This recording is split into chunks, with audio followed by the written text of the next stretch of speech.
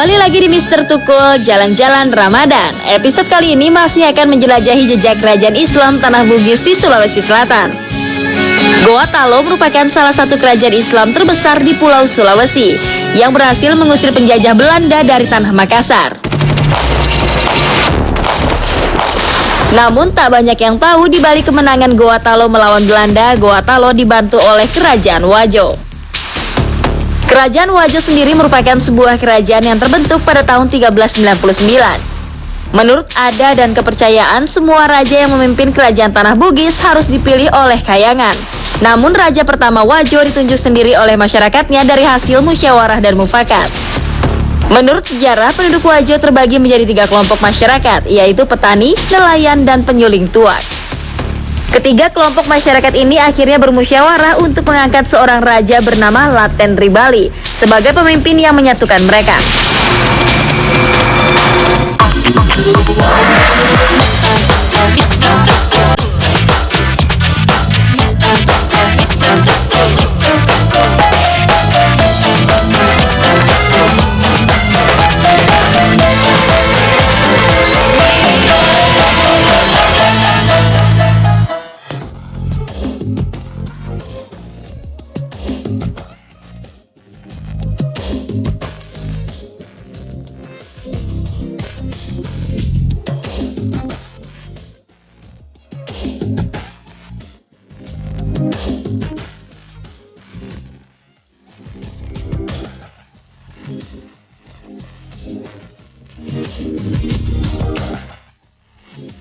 Aduh, puasa-puasa gini rasanya, aduh, ujiannya memang berat.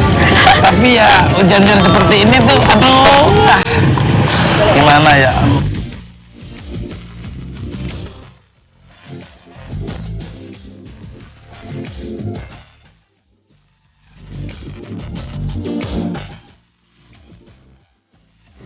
Pak Ustadz lagi ngapain? Halo Meme, Mas. Lagi ngapain ini Meme? Di sini Mas Tukul. Itu siapa? Puasa-puasa.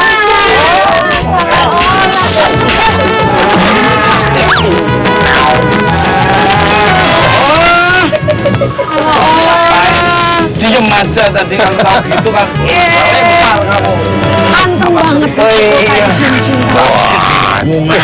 Pak Ustadz, ini hukumnya berhayal tentang wanita di bulan puasa kayak gimana nih? Ngayalin wanita di bulan puasa rasanya? Gimana tuh Pak Ustadz? Mas Tukul. Begini nih, Islam menjawab nih. Kalau kita menghayal di bulan Ramadan itu makruh. Makruh, tapi yang jelas jangan itu dikerjakan, apalagi pas ini di waktu-waktu kita berpuasa. Lebih baik tidak usah. Gitu, ya. Makruh itu kalau dikerjakan tidak dapat apa-apa, tinggalkan dapat pahala. Nah, pemirsa, ketemu lagi di Mister Tukul Jalan. Dan sekarang saya berada di kota Wajo, ya. Nah, sekarang kita sudah di Soraja Malangga. Nah, bersama Ustadz Danu dan Ime. nah, seperti apa nanti saya menilik kerajaan di sekitar Wajo ini. Ikuti terus Mister Tukul Jalan.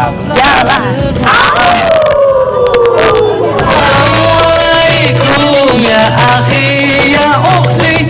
Assalamualaikum ya akhi ya ukhti.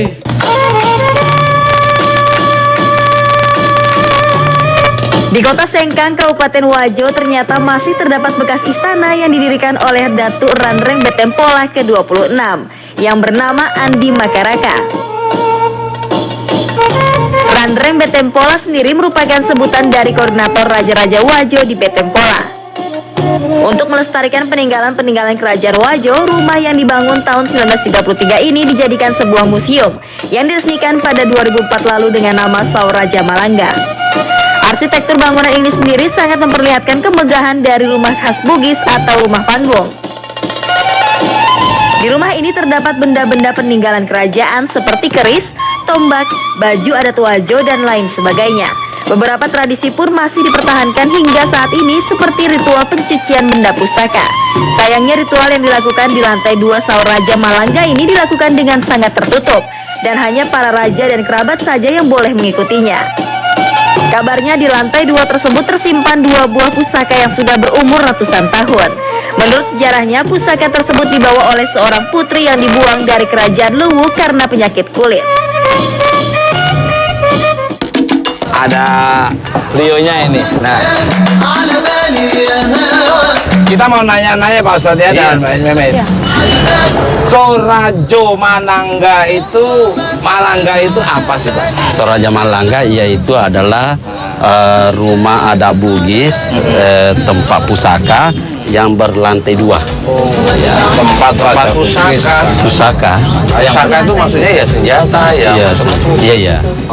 Dari raja yang keberapa? Tahun berapa raja? Sebelum terbentuknya kerajaan Wajo, ini ada pusaka dari kerajaan Lu. Adalah anak kerajaan Lu yang datang ke Wajo, itulah yang menjadi primus inter pares kerajaan Wajo. Apa itu primus inter pares? Ibu negeri. Oh, ibu negeri itu. Kerajaan Wajo. Ini dulu tempat tinggalnya. Tempat tinggalnya raja dulu. Tempatnya tinggalnya raja itu di sini aja atau mungkin ada di tempat-tempat lain? Masih banyak tempat yang lain tempatnya. Karena kerajaan Wajo adalah kerajaan demokratis. Oh iya. Kalau ini tempat rajanya sama permaisuri atau raja dulu punya istri-istri? Istri raja banyak. Kalau Wajo tidak mengenal istrinya biasa banyak, tetapi di lain tempat ditempatkan. Selir maksudnya. Ya, selir. Wah, jadi raja. Betul, selir. Selir. Oh, enggak mengenal. Karena tidak Tetap istri. sembunyi tetap Terang-terangan gitu ya. Berarti tidak selir terang-terangan, tapi yang di sini yang permaisuri asli. Iya. Tapi sana asli tapi ditaruh di tempat-tempat Ada juga lain. istana dibikinkan. Oh, dibikin istana masing-masing istrinya ya. Ada Berapa berapa? kali itu menjadi raja-raja di daerah kecil. Nah, kalau begitu daripada penasaran, kita masuk aja boleh diizinkan? Boleh. Nah, pemirsa seperti apa yang ada di dalam, ikuti terus. Mr. Tukul. Jalan-jalan.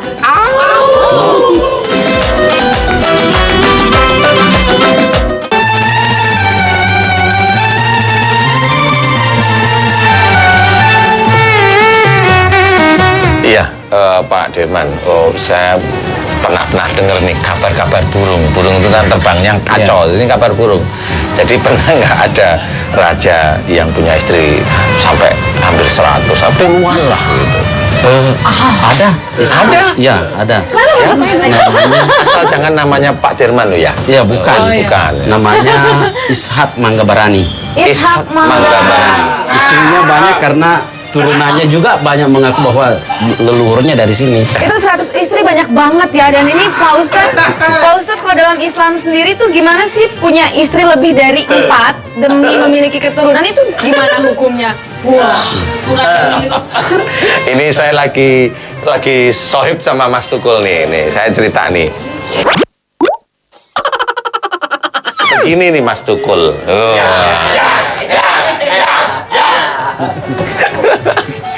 Di dalam Islam itu sebenarnya boleh memiliki istri lebih dari 1. Merindu. Yes. Jadi istilahnya dalam salah satu firman Allah diceritakan boleh 2, 3 atau 4 ya. Nah, cuma untuk masuk ke 5 itu yang dilarang. Tapi kalau sebenarnya syarat untuk seorang laki-laki menikah lagi tuh syaratnya apa? Kan kalau Nabi Muhammad SAW kan menikah lagi, menikahi janda-janda miskin, yang tua gitu kan. Nah, ini syaratnya yang sebenarnya yang baik tuh apa? Di situ diperlihatkan bahwa Rasul itu sebenarnya menikah itu yang dinikahi bukan menikah karena nafsu. Ya. Tetapi untuk mengangkat derajat. Ini Rasul. Mengangkat derajat, Mas Tukul. Ini Rasul. Ini Rasul, Mas Tukul. Jadi intinya seperti itu. Jadi kalau Rasul memang yang dinikahi adalah janda-janda tua di mana beliau insya Allah mohon maaf tidak berhubungan juga. Jadi hanya disuruh oleh Allah Ta'ala dinikahi, hanya diangkat derajatnya. Dan juga sebenarnya kan harus adil ya Pak Ustadz ya? Ya, adil.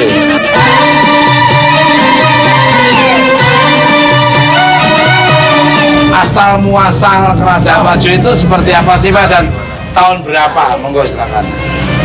Jadi pemerintahan Kerajaan Wajo awalnya berbagai macam sumber yang kita lihat. Salah satu sumber yang paling akurat yang kita lihat ini adalah namanya Lontrak Sukuna Wajo. Buku sejarah lengkap Wajo. Nah, Kerajaan Wajo ini diawali tidak seperti kerajaan lain muncul di kerajaan lain diawali dengan model Tomanurung. Artinya orang yang turun dari kayangan memimpin. Di Wajo ini adalah kesepakatan keluarga mengangkat seorang raja. Makanya Wajo ini adalah demokratis. Gitu. Tahun berapa nih terbentuknya kerajaan Wajo? Kalau kerajaan Wajo muncul sekitar 1399. Wah, lebih tua. Ya, 1399. Lalu kerajaan Wajo ini asalnya dari ada yang dinamakan dulu kerajaan Cinotabi. Cinotabi inilah yang turun-temurun. Lalu ke kerajaan Cinotabi kelima, yaitu dua pemerintah sah dalam suatu kerajaan. Dinamakan pemerintahan kolegial. Nah, ini dua pemerintah sah sehingga bisa bertahan hanya kurang lebih 2 tahun karena ada perlakuan hukum yang tidak benar, yaitu memutuskan perkara tanpa meminta keterangan dari saksi dan korban, sehingga diputuskan perkara orang Wajo waktu itu tidak mau ada meninggalkan hukum adat. Ada istilah orang di sini ya dumpuan langit harus dibakar. Wah, gitu.